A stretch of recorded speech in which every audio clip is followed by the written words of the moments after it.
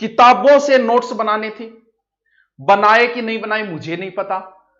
अब नोट्सों को और सॉर्ट में करना है, यानी जिसने किताबों से नोट्स बनाए हैं और नोट्सों को और सॉर्ट, उनको और सॉर्ट करना है, यानी 3 प्रोसेस है।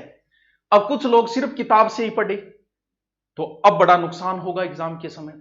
हाँ, मान ली अलग अलग आदत होती है, किसी की कुछ, किसी की कुछ आदत होती है, लेकिन अब नुकसान होगा उनको। क्यों? क्योंकि किताब को रीडिंग नहीं मारी जा सकती। एक किताब को आप 6 घंटे में पढ़ते हो, उसी किताब के आप शॉर्ट में नोट्स तैयार कर लो, उनको आप 4 घंटे में पढ़ दोगे। अब उनका अब फिर शॉर्ट करना है कितने दिन? 15 दिन या फिर 20 दिन, इतने ही बचे। कैसे करना गुरुजी समझा कौन? किताब की आपने शॉर्ट में की, जैसे किताब में आ गया कि चंबल नदी जनापाव पहाड़ी महू मध्य प्रदेश से निकलती है, तो उसमें तो अब आपने शॉर्ट नोट्स उनको ऐसे बनाई, चंबल उद्गम जनापाव पहाड़ी महू मध्य।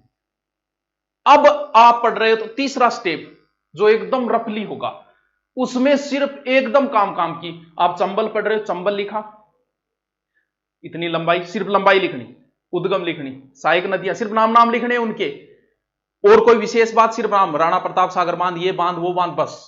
यानी उनको और शॉर्ट में ले आई, इससे बहुत फायदा होगा। अब उनको और शॉर्ट में ले जाओ, जैसे आप जो काम डेली करते हो उसमें फिर समय की बचत होगी।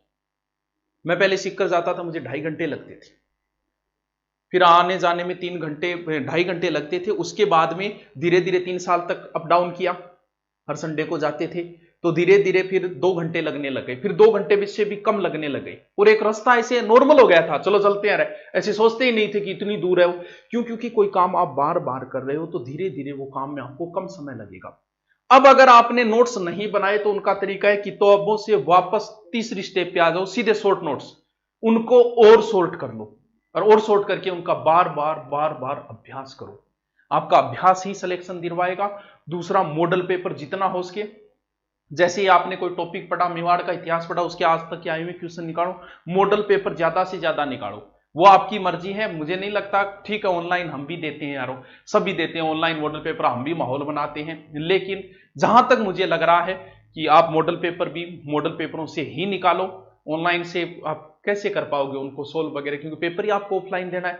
तो ऑफलाइन का ले लिया, ठीक है, ले लिया, ले रहे हो, वो आपकी मर्जी, लेकिन फिर भी ये है कि आप मॉडल पेपर निकालो ज्यादा से ज्यादा। वो भी कैसे? ऑफलाइन वाले मॉडल पेपर निकालने की प्रयास करो। एग्जाम से पहले 50-60 मॉडल पेपर, नॉर्मल मॉडल पेपरों का समय कब होगा?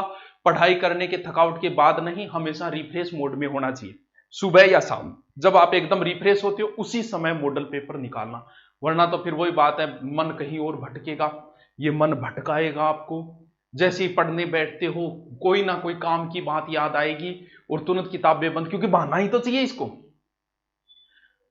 पूरे थके हो फिर भी पढ़ रहे हो, क्यों? बुखार आने को है फिर भी पढ़ रहे हो, क्यों? दिमाग जवाब दे चुका है फिर भी पढ़ रहे हो, क्यों?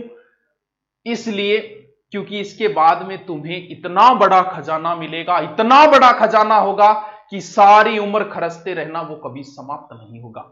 बस उस खजाने के लिए तुम जितना थक सकते हो, थकाउट के बाद भी पढ़ सकते हो, तो जितना दिमाग जवाब देने के बाद भी पढ़ सकते हो उतना पढ़ लो। तुम्हें इतना बड़ा खजाना है कि तुम्हारा खजाना कभी समाप्त नहीं होगा। चलो मिलते हैं फिर, ओके, थैंक यू।